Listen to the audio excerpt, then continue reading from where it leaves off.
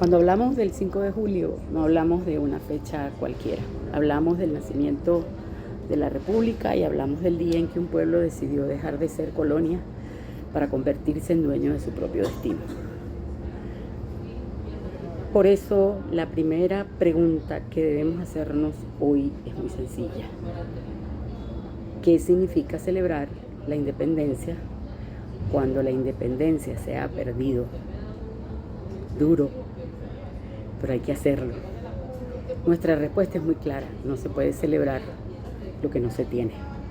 Porque la independencia no consiste únicamente en tener una bandera, un himno o un territorio. La independencia significa que las decisiones fundamentales de una nación son tomadas libremente por su pueblo, conforme a su constitución y sin subordinación a intereses extranjeros. Eso es fundamental. Pero cuando un país deja de decidir soberanamente sobre sus recursos estratégicos, su política exterior, su economía, el financiamiento de sus instituciones, la independencia deja de ser una realidad para convertirse en un recuerdo histórico, por muy duro que suene. Por eso afirmamos que este 5 de julio no puede ser una jornada de celebraciones oficiales. Debe ser una jornada de reflexión y de profunda reflexión nacional. Pues desde el 3 de enero de 2026 Venezuela enfrenta una realidad profundamente preocupante.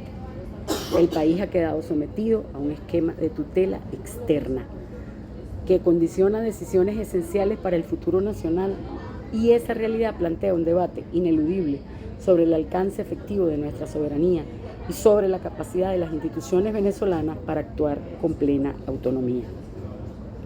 Lo más grave es que esa situación ha sido presentada por la encargaduría como cooperación, acompañamiento o camino diplomático, mientras el otro polo no solo solicitó la invasión, sino que la agradece. O sea, son dos caras de la misma moneda. No comprenden unos y otros que toda cooperación internacional tiene un límite. Nunca puede sustituir la voluntad soberana de un pueblo ni condicionar el ejercicio de su autodeterminación, porque si no, no es cooperación. Pero sería un grave error atribuir toda la responsabilidad únicamente a factores externos. El que invitó al diablo a su casa. La historia también tiene que jugar a las responsabilidades de esta pseudo dirigencia, porque tú no invitas al diablo a tu casa y después ¿qué haces para sacarlo? Por un lado, deberán responder quienes promovieron la idea de que una intervención, una tutela extranjera resolvería problemas políticos de Venezuela. Y por otro lado, deberán responder quienes destruyeron la legitimidad democrática mediante fraudes electorales, persecución política, corrupción, deterioro de las instituciones y el progresivo vaciamiento de la Constitución sin tomar en consideración el saqueo. A dos manos. Entonces, ambos caminos, aunque parecían opuestos, terminaron conduciendo al mismo resultado: el debilitamiento de la República y el deterioro de la soberanía nacional y de la soberanía popular. Y como si esa tragedia institucional no bastara, hoy nuestro pueblo enfrenta además el profundo dolor causado por el terremoto que golpeó La Guaira, Caracas y varias regiones del país. Miles de familias han perdido seres queridos, viviendas, escuelas, hospitales, medios de vida. Y ante ese sufrimiento ninguna celebración tiene sentido. Hoy corresponde la solidaridad, corresponde el duelo y sobre todo corresponde asumir el compromiso de reconstruir a Venezuela. Porque de esos escombros no debemos reconstruir solamente carreteras, hospitales o edificios. Debemos reconstruir la república, la democracia, la soberanía y la justicia social. Reconstruir el derecho del pueblo venezolano a decidir libremente su propio destino.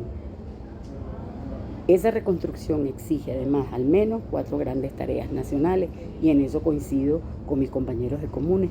La primera es recuperar plenamente la democracia y la constitucionalidad.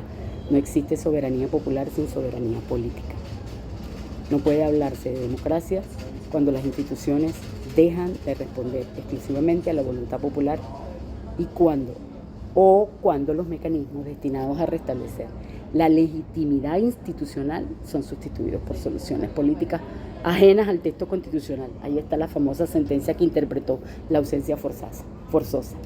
La recuperación de la República exige volver al camino de la Constitución, garantizar la separación de poderes y devolver al pueblo el derecho a elegir libremente sus gobernantes mediante elecciones auténticamente libres, transparentes y con garantías para todos.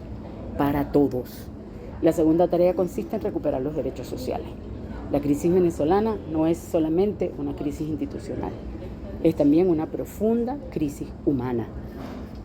¿Por qué? Porque ven a millones de trabajadores, pensionados, maestros, médicos, profesionales, profesores, jóvenes, sobreviven con salario cero, salarios insuficientes, servicios públicos deteriorados y enormes dificultades para desarrollar un proyecto de vida digno, es decir, se perdió el horizonte de sentir.